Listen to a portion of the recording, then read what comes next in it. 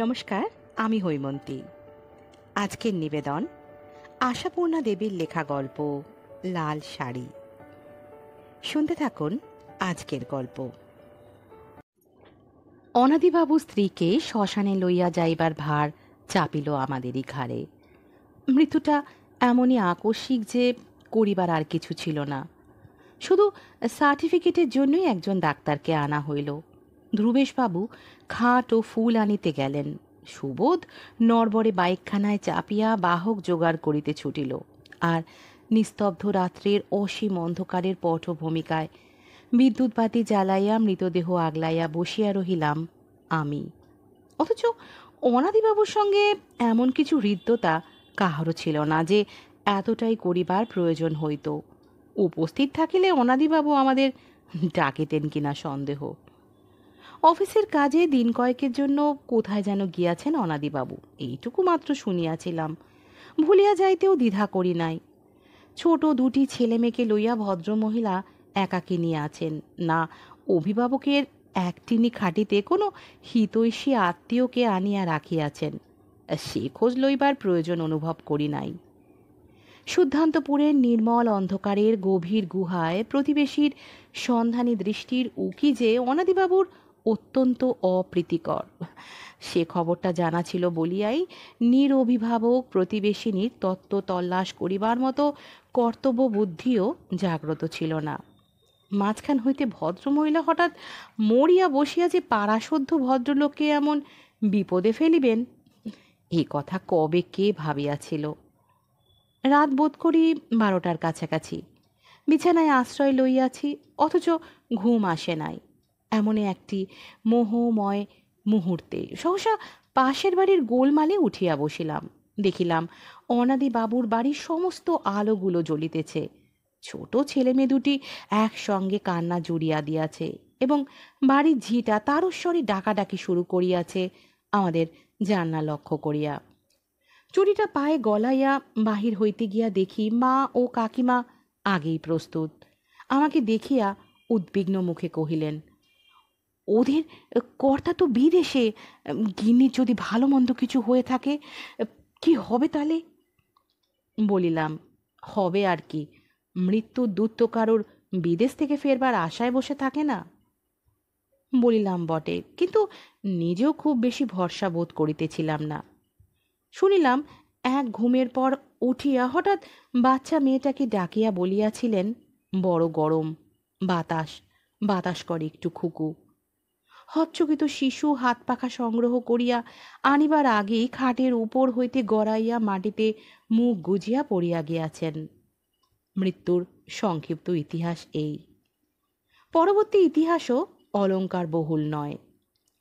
তাদের কোনো আত্মীয়কে আমরা চিনি না যে ঘটা করিয়া শোক করিবার জন্য সংবাদ দিয়া আনাইব। বাড়ির বাকি 3টি বাসিন্দা এই বিষয়ে কোনো সাহায্যই করিতে পারিল না। অতএব বাসি মরা হইবার ভয় নিছক প্রতিবেশীর মনোভাব লইয়া কর্তব্যনুরোধেই পাড়ার আরও কজন ভদ্রলোককে ডাকিয়া তুলিয়া ধ্রুবেশবাবুকে খাট ও ফুলের মালা এবং সুবোধকে বাহক আনিতে পাঠাইয়া সব দেহ আগলাইয়া বসিয়া আছি।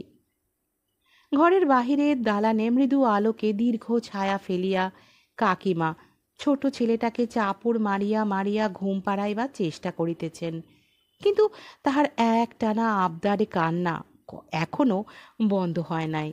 অপেক্ষাকৃত বড় মেয়েটা সেই একবার যা চিৎকার করিয়া উঠিয়াছিল, তাহার পর হইতে একেবারে নির্বাক হইয়া মাটিতে পুতুলের মতো নিথর বসিয়া আছে। আমার মার বোধ হয় তখনও কৌতূহল নিবৃত্ত হয় নাই।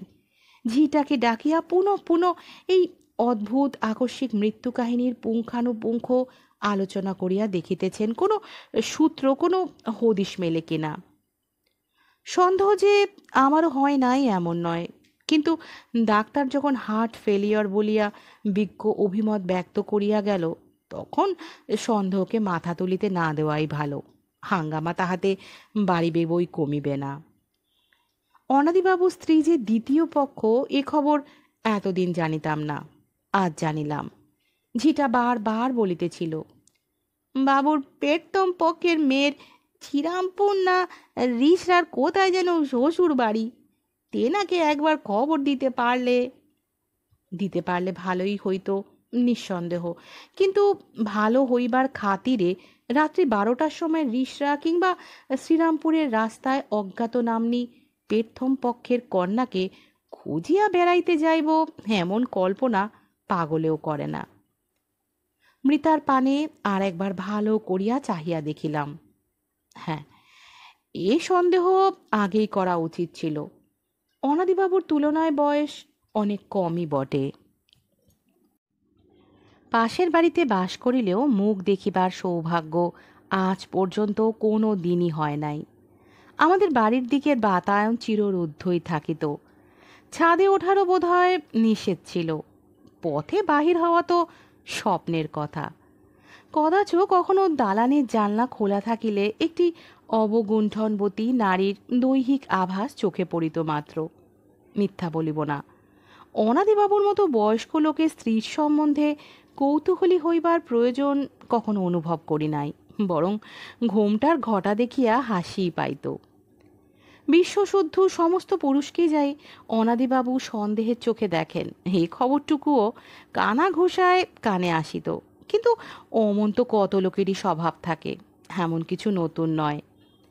নতুন লাগিতেছে অনাদি জায়ার অকস্মাৎ মরিয়া যাওয়ার ভঙ্গি। ঘরে তীব্র আলো জ্বলিতেছে এবং চির অবগুণ্ঠনবতী সমস্ত লজ্জা, ভয়, দ্বিধা, সংকোচ অনায়াস মহিমায় পরিত্যাগ করিয়া নির্লজ্জ নির্নিমেষ দৃষ্টিতে সেই প্রখর আলোর পানে চাহিয়া স্থির হইয়া শুইয়া আছে। স্বল্পাবরণ দেহে একখানা চাদর টানিয়া ঢাকা দিয়াছিলাম, কিন্তু না দিলেই বা ক্ষতি কী ছিল? জগতের সমস্ত পুরুষের ওপর ওরাজ সমান অগ্রাহ্য। শিথিল এলায়িত দেহে সেই অপরিসীম অবহেলার ছবি। অবাক হইয়া ভাবিতেছি, এমন একখানি মুখের সঙ্গে এতদিন পাশাপাশি বাস করিয়া আসিতেছি, অথচ কোনোদিনও দেখি নাই। জীবন্ত থাকিতে না জানি কত অপূর্বই ছিল। এই মুখে হর্ষ, বিষাদ, রাগ, অনুরাগের বিদ্যুৎ দীপ্তি কি সুন্দরভাবেই খেলিত। কি জানি, হয়তোবা এই ভালো, এই পাংশু অধরের কোণে যে বিজয়িনীর দর্পিত হাসির আভাস ফুটিয়া উঠিয়াছে। কারাবাসিনী অবগুণ্ঠিতা কোথায় পাইত সে হাসি? মধ্যরাত্রিতে ঘুম ভাঙাইয়া শ্মশানযাত্রী জোগাড় করা সহজ নয়। সুবোধ আশাতিরিক্ত দেরি করিতেছে। ধ্রুবেশবাবু ফুলের মালার সঙ্গে ভালো মতো 2টি তোড়াও আনিয়া ফেলিয়াছেন। শিশিখানিক সুগন্ধি এবং 1 থান সিঁদুর আনিতেও ভোলেন নাই। এই কাজ করিতে করিতে ধ্রুবেশবাবু চুল পাকাইয়া ফেলিলেন। অনুষ্ঠানের ত্রুটি হয় না। শাড়ির কথাটা মনে পড়াইয়া দিলেন তিনি। এক মুখ ধোয়া ছাড়িয়া হাসিয়া বলিলেন, নতুন কাপড় পরানোর একটা রীতি ছিল, এইবার সে প্রথা ঘুচল। বলে জ্যান্ত মানুষই কাপড় পরতে পারছে না, তা মরা। কি বলো হে তারক? ধ্রুবেশবাবুকে কোনোদিনই অশ্রদ্ধা করি না, কিন্তু আজ তাহার এই অর্থহীন হাসি এবং প্রগলভ ধূমপান অত্যন্ত বিসদৃশ ঠেকিল। দেব মন্দিরের ভিতর কাহাকেও জুতা পায়ে ঢুকিতে দেখিলে যেমন বিরক্তি বোধ হয়, তেমনি বিরক্তভাবে বলিলাম, কিন্তু এ শাড়ি পরিয়েও তো নিয়ে যাওয়া যায় না ধ্রুবেশবাবু। যায় না বললে করছো কি হে? তবে দেখো, যদি চেলি টেলি কিছু থাকে। অনেকে তো দেখি বউ মরলে শখ করে চেলি পরিয়ে নিয়ে যায়। তা যার বউ তিনি তো হাওয়া। হে যেন সেই কা শ্রাদ্ধ কে করে, খোলা কেটে বামুন মরে। বুঝিলাম ধ্রুবেশবাবুর ওপর রাগ করা বৃথা। ক্রমান্বয়ে এ কাজ করিতে করিতে নির্বিকার হইয়া গিয়াছেন ভদ্রলোক। মাকে ডাকিয়া বলিলাম, মা, ঝিটাকে বলো তো বাক্স খুলে এর একখানা ভালো শাড়ি বার করে দিতে। ঝিটা প্রথমটা ভয় খাইল। বাবু আসিয়া নাকি আস্ত রাখিবেন না তাহাকে। অবশেষে আমার ধমকে রাজি হইল। আঁচল হইতে চাবি খুলিয়া লইলাম। চাবির অধিকারিণী এক তিলও আপত্তি করিল না। তেমনি নিষ্পলক নেত্রে বিজুলি বাতির প্রখর আলোটার পানে চাহিয়া থাকে। আহ, চোখ কি উহার জ্বালাও করে না? হ্যাঁ, ঠিক হইয়াছে লাল শাড়ি, রূপালী জরির আলপনা আঁকা লাল বেনারসি, যে শাড়ি পরিয়া একদিন এ ঘরের চৌখাটের ভিতর আসিয়া আশ্রয় লইয়াছিলেন, সেই শাড়িখানি পরিয়াই বাহির হইয়া গেলেন এদের গণ্ডি ভাঙিয়া, চৌকাট ডিঙাইয়া সুদূর দিগন্তের উন্মুক্ত স্বাধীনতায়। কিন্তু এতই বা ভাবিবার কি আছে? অনাদিবাবু স্ত্রী আমার কে? আশ্চর্য! মৃতের প্রেমে পড়িয়া গেলাম নাকি? অবশেষে সুবোধ আসিল। আলতা, সিঁদুর, পুষ্প, গন্ধ কিছুরই ত্রুটি হইল না। চিরসন্দিগ্ধ অনাদিবাবুর লোহার কৌটায় লুকাইয়া রাখা রূপসী স্ত্রী রাজেন্দ্রাণীর মতো সাজিয়া নিরাবরণ মুখে কলিকাতার রাস্তার উপর দিয়া সদর্পে চলিয়া গেল। অনাদিবাবু আসিলেন দিন তিনেক পরে।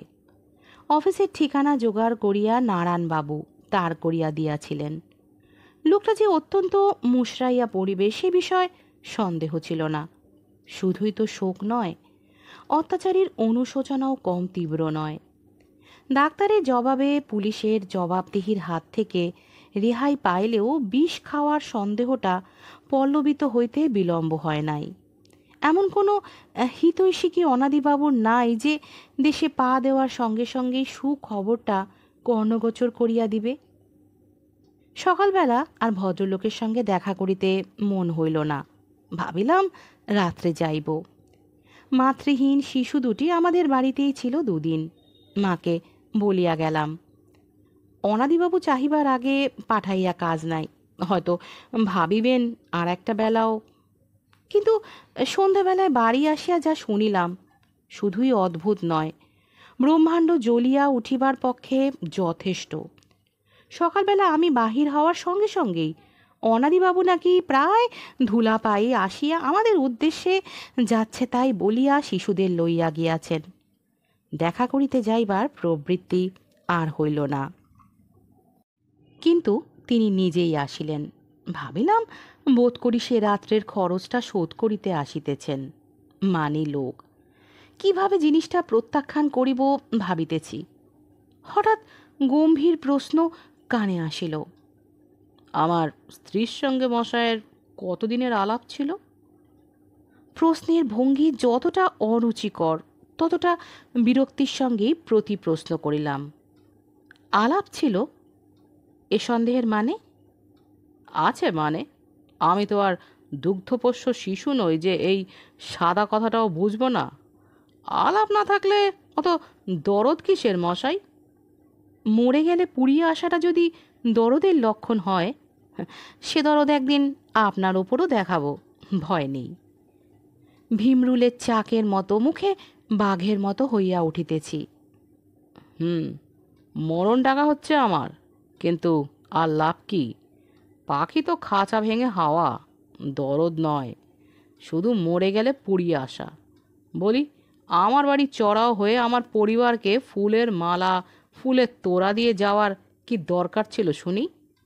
আবার বাস্ক ভেঙে চেলির কাপড় বার করে নিয়ে বাহার দেওয়া হয়েছে। কিসের জন্য এসব সর্দারি করতে কে বলেছিল আপনাকে? বলেছিল আমার বিবেক। নিজে তো গিয়েছিলেন পশ্চিমের হাওয়া খেতে। কৃতজ্ঞতার পরিবর্তে কৈফিয়ত তলব? ধন্য বটে। কৃতজ্ঞতা? কৃতজ্ঞতা কিসের শুনি? আমার পরিবার আমার ঘরে মরে পচুক, আপনাদের মাথা ব্যথা কেন? এসেন্স পাউডার মাখাবার আসপদ্দা হয় কোন আইনে? পরস্ত্রীর গায়ে হাত ঠেকাতে লজ্জা করে না? খুব লম্বা চওড়া কথা। শিক্ষিত বলে গুমোর। অন্যের উপস্থিতিতে তার ঘরে ঢুকে যা খুশি করা আইন আছে কি না খোঁজ করেছিলেন? স্তম্ভিত হইলেও উত্তর দিলাম, সেই বেআইনি কাজটুকুর জন্যই যে আপনাকে আইনের প্যাচে পড়তে হলো না, সে খোঁজ রাখেন? এতক্ষণে ঘানি টানতে হতো যে। ডাক্তারটি নেহাত নারায়ণবাবুর পরিচিত বলেই এ যাত্রা বেঁচে গেছেন, তা জানেন? হ্যাঁ, ঘানি অমনি রাস্তায় পড়ে আছে। আগেরটা গলায় দড়ি দিলে তাই বড়। যাকগে ওসব কথা। কিন্তু আপনার কাছে আমি কৈফিয়ত চাই। কোন সাহসে 200 টাকার কাপড়খানা নষ্ট করে এলেন? যে আপনাকে বারণ করেনি? সোজা দাম ওসব কাপড়ের আজকাল। তা দামই হোক আর যাই হোক, আপনি তো আর লাল বেনারসিখানা পরতেন না। যার জিনিস তিনি। খবরদার, খবরদার বলছি মশাই, আমার পরিবারের নাম মুখে আনলে ভালো হবে না। যার জিনিস, মেয়ে মানুষের আবার জিনিসের সত্য কিসের? কন্যাদান করবার সময় গয়না কাপড় সব স্বামীতে অর্ষায়, তা জানেন। আমি পরব না তা জানি। বলি, আসছে বারেরটাকে ওইটে দিয়েই গায়ে হলুদের তত্ত্ব সারা যেত না? বলতে গেলে আনটাচ ছিল একেবারে। ঘটনাটা ছবির মতো মনে পড়িতেছে আগাগোড়া। বস্তুত 2 মাস আগের ঘটনা এসব। আজ আবার একখানা লাল বেনারসি দেখিয়া এত বেশি মনে পড়িয়া গেল। এইমাত্র লাল শাড়ির আঁচলে গাঁটছড়া বাঁধিয়া অনাদিবাবুর পিছন পিছন তাহার তৃতীয় পক্ষকে চৌকার ডিঙাইতে দেখিলাম। এই শাড়িখানা হয়তো অপচয়ের হাত থেকে রক্ষা পাইবে। সত্যই কি আর প্রত্যেকবারই অনুপস্থিত থাকিবেন অনাদিবাবু?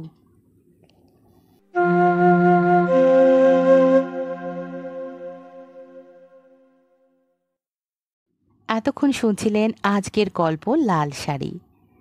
গল্পটি আপনাদের কেমন লাগলো কমেন্ট বক্সে জানাতে পারেন। আর যদি ভালো লেগে থাকে তাহলে গল্পটিকে লাইক করবেন, আপনাদের আত্মীয় পরিজন বন্ধু বান্ধবের মধ্যে শেয়ার করবেন এবং আমার এই চ্যানেলটিকে সাবস্ক্রাইব করে পাশে থাকবেন। আজকের মতো এখানেই বিদায় নিচ্ছি। ফিরে আসবো আবারও একটি নতুন গল্পের সাথে। ততক্ষণ সঙ্গে থাকুন এবং শুনতে থাকুন স্বল্পকথার গল্পকথক। ভালো থাকবেন, সুস্থ থাকবেন।